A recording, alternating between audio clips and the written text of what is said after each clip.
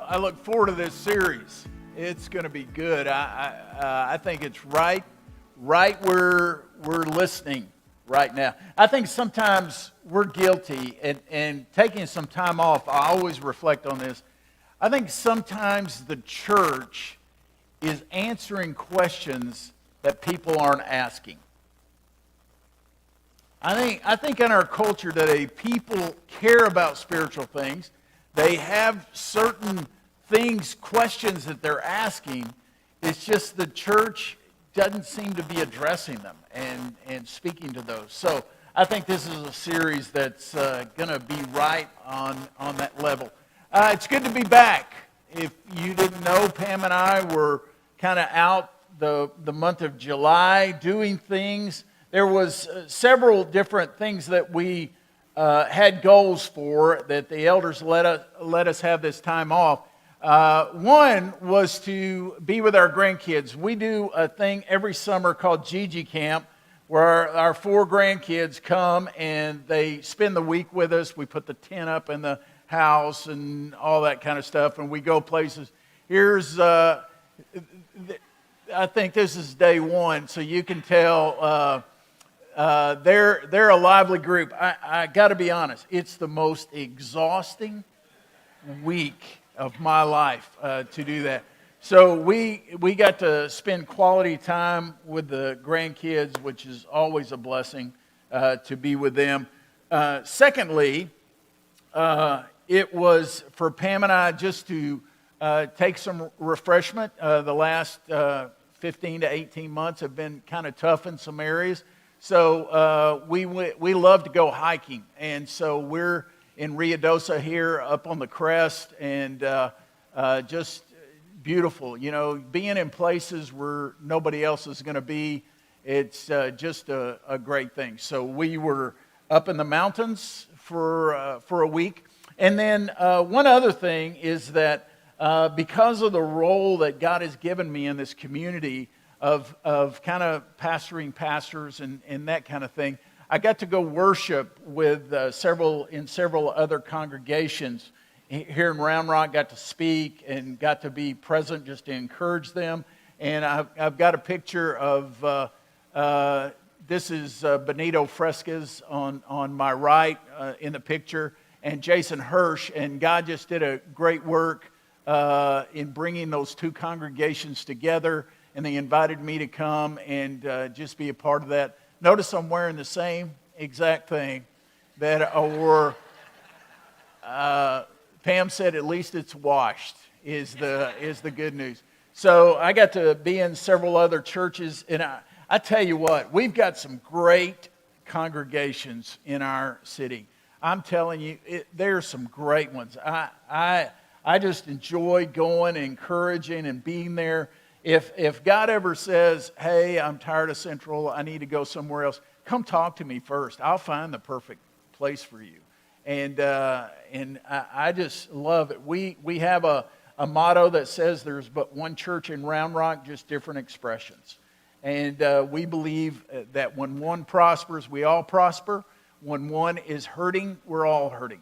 And so that's the kind of deal. And then a fourth situation was just for us to pray and process and look into the future. So we were able to do that as well, but it's good to be back. It's good to be home. Some of you didn't know we were gone. Shame on you. But it's good to be back. It really is.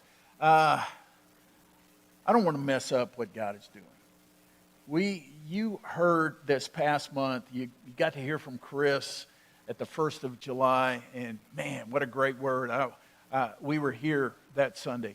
Man, what a great word. And then Jim Rowan, pastor to the nations, shared on the next Sunday. And man, what insight Jim brings. And then you got to hear 2 weeks from Brett as he talked about connection and community, which is one of our core values. And hopefully you benefited greatly from that. And then last week you got to hear from Ken Jerome, and Ken has come on to give leadership to 60s and over. And just appreciate Ken so much in delivering that word. And so you've had steak all week, and I don't want to just give you a ham sandwich, but sometimes you need a ham sandwich. But I don't want to mess up what God is doing. And so you pray for me as I share with you today. And if you got your Bibles, I want you to turn with me to Matthew chapter 7. And we're going to get there in just a minute. So just put that down. We're calling this series Resetting Your Compass in a Disoriented World. Resetting your compass in a disoriented world. You see, we live in a disoriented day. Disoriented means you've lost your direction or you've lost where you're going. And this describes our country today in so many ways. We're just disoriented. We've lost our way in so many areas. I'm reminded, we did student ministry before we stepped into senior pastor situation. And we took a group of kids one year to Hannibal LaGrange College in Missouri. And we went up there. It was a combination of a mission trip and a camp kind of experience. And we had a group of college kids that lived recreation every day. And it was hot, middle of the summer. And one particular day, they decided to do this relay with the kids. And first of all, it was a food relay. You would run, you would reach into this grocery sack, and you would pull out, the first thing you pulled out, Jeff, were you on this trip? Probably. You pulled out something, and you ate it. Whether it was baby food, I mean, it was stuff you wouldn't normally eat. And so that's what you would do. You would run back, and then they finished the relay.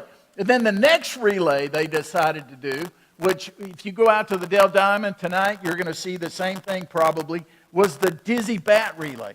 So a kid would run, spin around on the bat 10 times, and then try to find their way back, and they would do that. But what's funny is they had a trash can at the end of everything because kids would lose what they had in the food relay by the time they got back on the dizzy bat relay. It was terrible.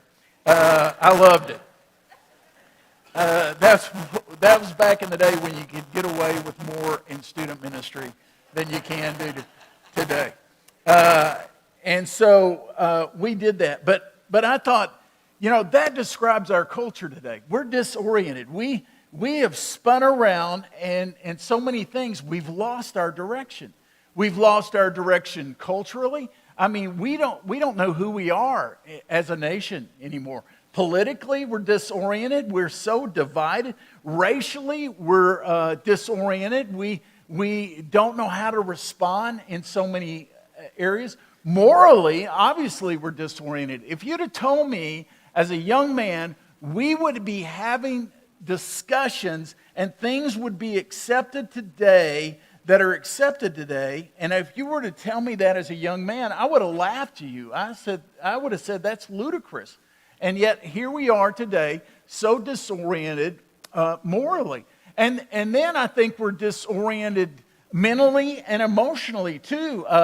I'm a big proponent of mental health and these kind of things, but I wonder, has it always been that way, or we just squeezed differently today and we respond differently, and we're disoriented in this particular area? I think spiritually we're even disoriented. I think the things that used to be accepted as truth, now we're disoriented. What is the direction? Where are we to go? And I just believe that as followers of Jesus, we must reset our compass if we're going to make it in this disoriented world. So we want to talk about what God's will is and how we walk that out. Now, I know some of you, when we say God's will, you automatically think, education, you think marriage, you think job, you think where we live, you think career. I mean, you think these things automatically because You want God to write it in the sky where you need to be because you believe God has a plan and you want to follow that. But yet there's so much more that we need to look at. And so I want to begin, though, in this passage in Matthew. And I think, and this is a hard verse, so I need to set it up completely. This disorientation, we sometimes ask, where does it come from? And I think part of it comes from the many voices, too many voices, that we have screaming at us. You go on the news, you're going to see every news has a slant to it. So you're thinking, what is truth? You go on social media, it is screaming at you. This is the way you need to be. This is the way you need to act. This is things. And so this many voices just creates that disorientation that is there. Secondly, I think we're disoriented because what is truth today? The world would teach you that there is not an absolute truth. We as followers of Jesus believe there's an absolute truth. So where do you get truth today? And here's the deal. This is what I've discovered, is everything on the internet is true, if you did not know that. And I can tell you this. However you want to be counseled, you can find somebody that agrees with you. You can find somebody. So what is truth? And we struggle with that. And so we have these many voices. We struggle with what is truth. And then also, we live in the day of mass distraction. We're addicted to our phones. I understand that.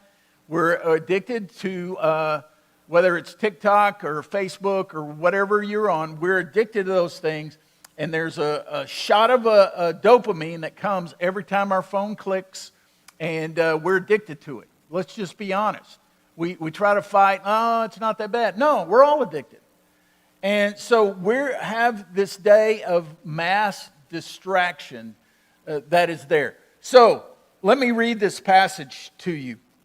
Matthew 7, I'm going to begin it in verse 21. Prepare yourself for these verses. Okay? Matthew 7:21. Jesus is speaking. It's all in red. This is part of the Sermon on the Mount. He's been talking about false teachers, and then he lays the line in the sand. Not everyone who says to me, Lord, Lord, will enter the kingdom of heaven, but the one who does the will of my Father who is in heaven. On that day, many will say to me, Lord, Lord, did we not prophesy in your name and cast out demons in your name and do mighty miracles, many mighty works in your name? And then will I declare to them, I never knew you. Depart from me, you workers of lawlessness. Man, I would rather not read that to you. That is a fish or cut bait verse. That is a draw the line in the sand kind of verse. That is a no doubter. I mean, really, Jesus, what are you really saying here? I mean, are you saying what you're saying? And yes, he is. He says, not everybody who calls me Lord, Lord, Lord, which means a more intense, emotional kind of ploy. Not all who call me Lord, Lord will even enter the kingdom, but only those who do the will of my Father who is in heaven. Wow. I mean, what is he saying? He's saying, you did mighty works, you can do great things, but still your heart not be with me. You can speak things that are life-changing, but your heart may not be with me. You can even cast out demons, and your heart not be with me. I mean, he cuts to the truth, which is only those who do the will of the Father are those in the kingdom. So we got to talk about this thing, about what the will of the Father is for our lives. But here's the deal. Over the next few weeks, I'm going to get more specific. Now, I'm not going to tell you who to marry or what job to have. But we're going to look at this thing about the will of the Father. I think it's so relevant for us. And we want to look at this thing. But before I talk to you on how you can discover the will of the Father, I want to attack some myths and misconceptions about the will of God. So there are 7 myths that I want to lay out to you, myths about God's will. The first one is this: God's will is the easy way with few pitfalls. This is a myth. God's will is the easy way with few pitfalls. How many people say, well, I feel at peace about this. I feel good about this. It looks like the door is open. I should go through it. And there will be no pitfalls. There will be no struggles. If that's the case, then when you read the book of Hebrews, chapter 11, all of this hall of fame of faith, these godly people, all of them went through atrocious times in their faith. And in fact, it says the world was not worthy of them. And even when they died, they were still pursuing. So this will of God is something you're going to do your whole life. It's not a destination. It's a journey that you're on. And so often we think, oh, if I have a peace about this, I should do it. Well, not necessarily. It's an open door. I should go through it. Not necessarily. And we can't think that it's just the easy route. It is a pitfall. There will be pitfalls along the way. And sometimes people say this: the safest place to be is in the will of God. Now, we need to redefine safe at this point, because people have given their life for their faith. People have been burned for their faith. People have lost their possessions for their faith. And let me tell you, they were in the center of the will of God. So we got to be careful. That's myth number 1. Myth number 2 is this: God's will is hard to discover. It's like God is playing Clue with us, and we've got to figure out the candlestick and Colonel Mustard and what room he did it in. And so we play hide and seek with God, and we feel like this is the way it is with God's will. He really tries to hide it from us instead of revealing it to us. And if we catch him at the right time, maybe we can get it. Now, listen. God wants what's best for his creation. He wants what's best for you. And we got to know that ultimately his best is for you to be close to him. That's the best place to be. The best place for the sheep to be is near the shepherd. And that's what he wants for you. But he's not playing hide and seek. He's not playing this game of you cannot do it. Here's the struggle. You ready? The struggle with us saying it's so hard to discover is usually because we don't want to do it. And so, God, I just don't understand. I know you wrote it in the sky. I know you gave it to me in the scriptures, but God, I just don't see it. We just don't want to do it. Here's the third myth about God's will. Once you're off course in God's will, you can't get back. Oh, I blew it. God gave me one chance and I messed up. There's no way I can get back. I just got to live the rest of my life. I was following the Lord and I sinned, or I got a past, or whatever. And we think, there's no way. There's no way God can let me back. Hey, listen. God is in the redemption business. He can take whatever you have messed up and he can use you. Whatever you've done. I mean, I can list out top 10 sins that we think are out there and think, oh man, I've done most of those. Let me tell you, God can still redeem. So if you stepped off course, you're thinking, I married the wrong person, or went to the wrong school, or got the wrong job, or blah, blah, blah. Let me tell you, God can redeem. And the next one goes along with that. The next myth is this. In God's will, there is only one route. In other words, there's one person to marry. There's one college to attend. There's one career to have. One town to live in. And what happens is when we think it's either this or that, this is the way it's got to be, we freak out with that. And it's like we panic. If you've ever gone through a big building and the lights are off and there's movement, or gone through a wooded area and there's movement out there, you panic because you're thinking something's going to get you. It's the same way when we take the mentality that, oh, I got to do this or I got to do this. If I choose the wrong one, I don't know what I'm going to do. So we choose nothing. Now, there's people that take the mentality and they say this: there's only one person in 7 billion people that I'm to marry. Good night. And then they get married, and they think, oh, I married the wrong one, so I may as well get a divorce, right?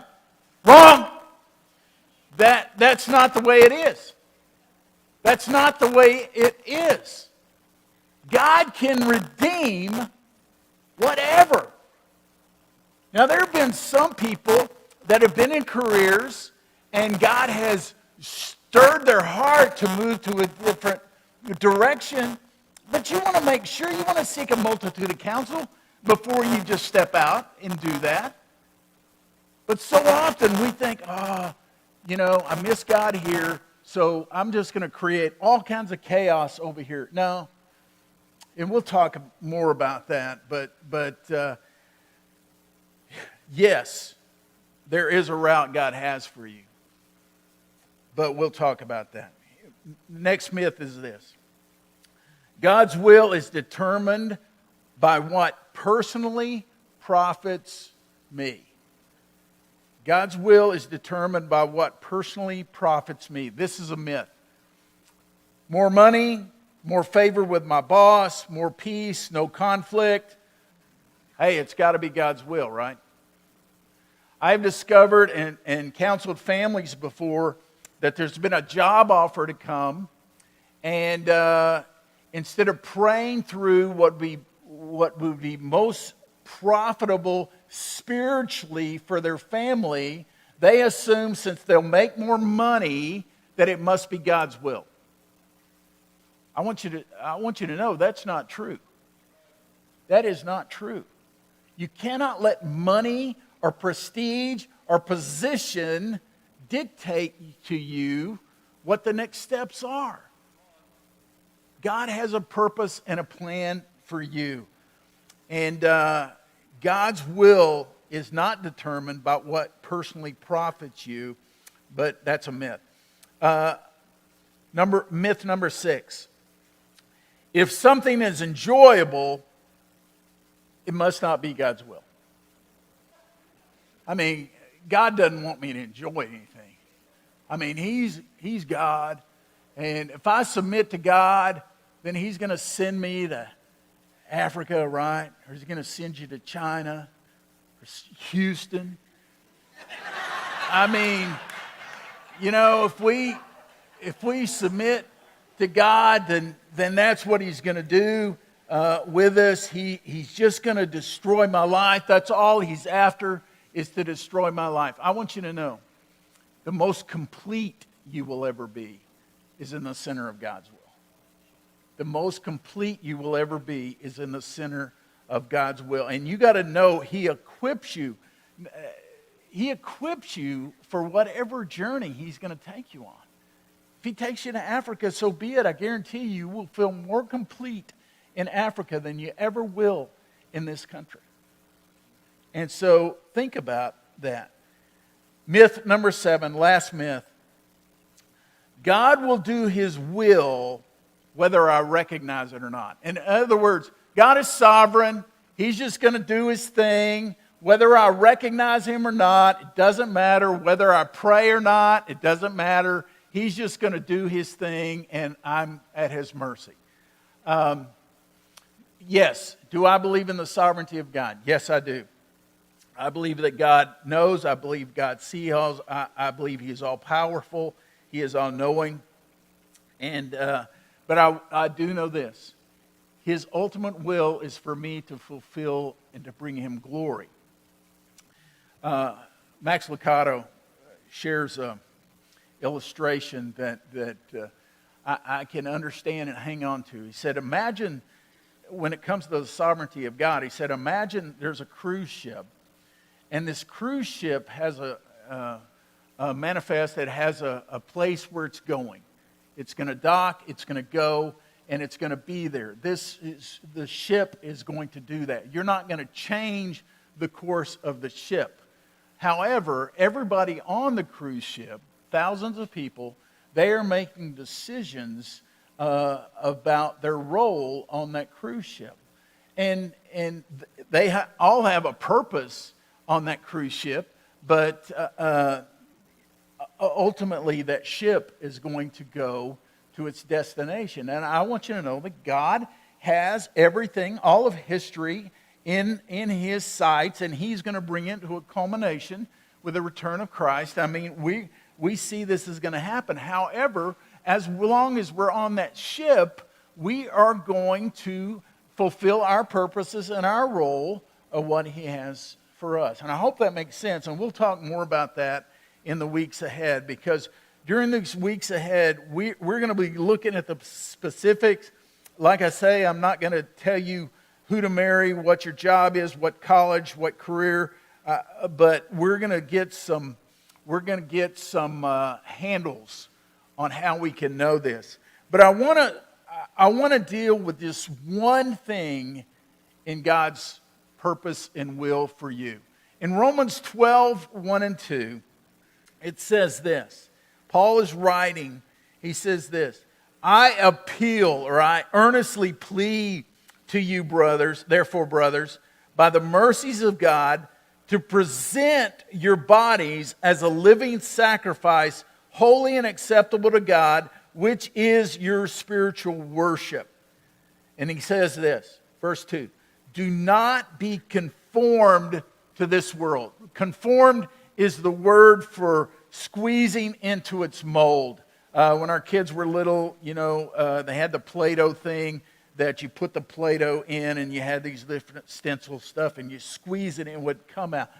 Don't let this world squeeze you into its mold.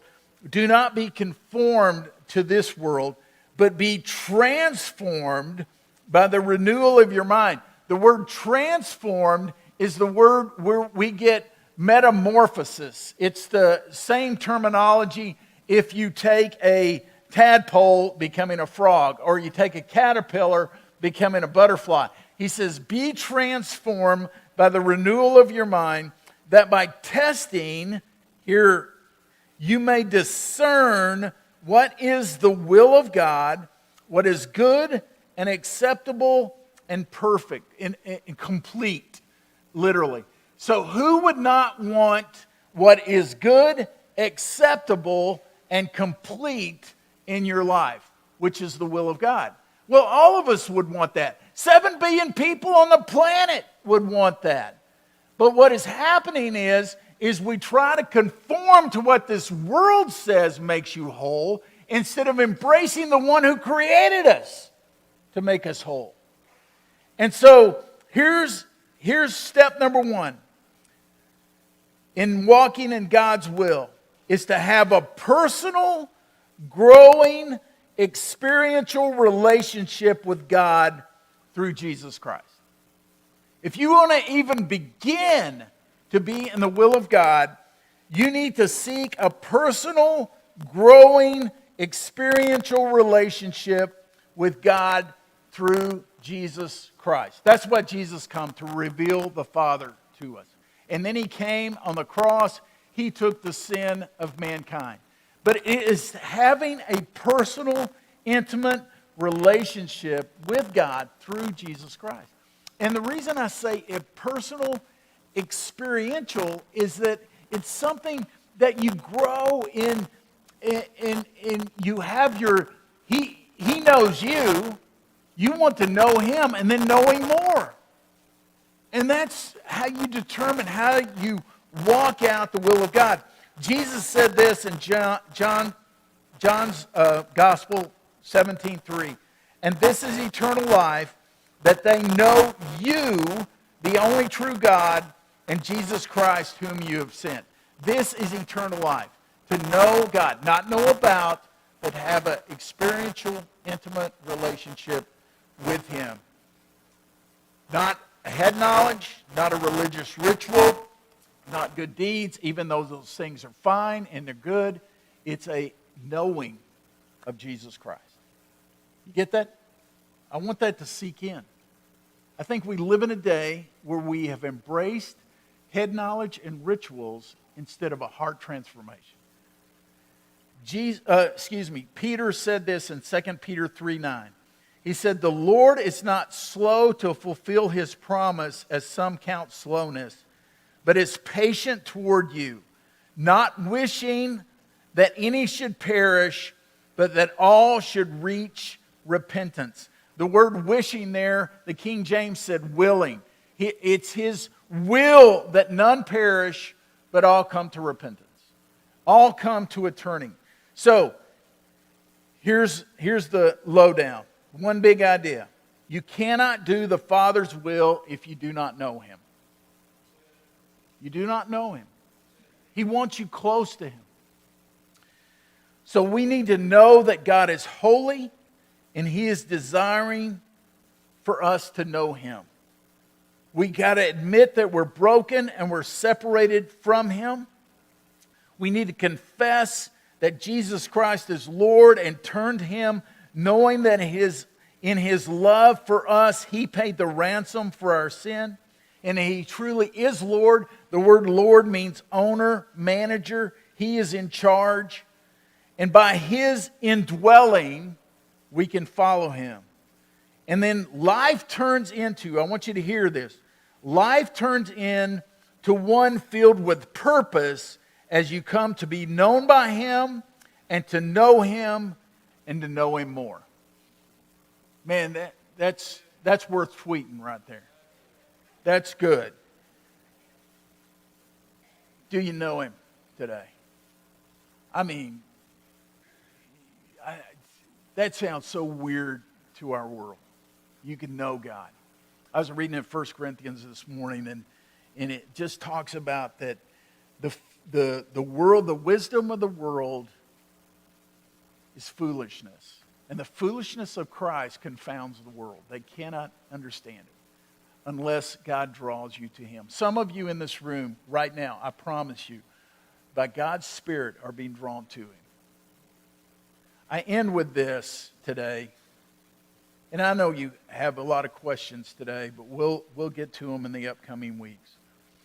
Some of you, when you had breakfast this morning, you got your cereal, you got your Captain Crunch out, and you're going to put milk on it.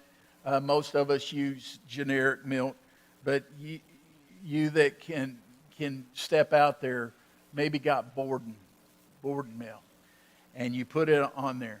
The Borden family has been known for its dairy stuff and its milk forever. Well, William Borden was, in the early 1900s, was the heir apparent, the son of the Bordens, William Borden. And William Borden, when he was in high school, he came to a relationship with Jesus Christ. And for his graduation from high school, you students get this because you ask way too low when you graduate. They gave him a trip around the world. Now, when you're a multimillionaire in the early 1900s, that was worth more. And so here he is. He's traveling over the world. Now, his heart has been pricked by God. He has been transformed. He's in the process of being transformed even more. And as he got to travel around the world, he saw the marginalized of life, and his heart broke. You know, those that were impoverished, those that couldn't make it, those that were down and outers. And his heart just broke that they didn't know Jesus. And he came back with a call to be a missionary. And he took his Bible and he wrote in the leaf of his Bible, he wrote this. He wrote, "No reserves." In other words, I'm giving it all. No reserves. Well, William Borden went on to go to Yale University. And when he was at Yale, the spiritual climate was very low. He found one other Christian, and they began to pray. And they began to pray. They brought another student in to pray. And then they started getting a heartbeat for the whole campus. And over the next few years, 1,000 of the 1,300 students that were at Yale at the time were joining in this prayer group. And so William Borden just felt like his heart was just pulled to the nations and the marginalized in the nation. In fact, he had a specific people group that broke his heart. They were called the Muslim Kansu people of China. And so what Borden did so that he could be trained to go to China to reach these people, he went to Cairo to get his training, language study, lifestyle culture training, and this kind of stuff. He went to Cairo, and he wrote in his Bible under no reserves, the next thing he wrote is no retreat. There's no going back. No reserves, I'm holding nothing back from you, God. No retreat, I'm not going back. I'm going forward with you. However, before William Borden ever got to China, he developed a sickness that ended up taking his life. At the age of 25, William Borden died, and he's buried in Cairo, Egypt today. But they discovered when they found his Bible, he had written a third thing. Not only had he written no reserves and then no retreat, but lastly he wrote this, no regret. I think sometimes we're hesitant to follow God because we think He's going to squash our fun, and we hold back, and then we retreat back, and then we end up having regrets. I think William Borden's life challenges, especially our young people, man. No reserves. I'm not holding back. God, I'm not going to retreat. I'm going forward to you. And whether I die at 25 or 95, it doesn't matter. There's not going to be any regrets in my life.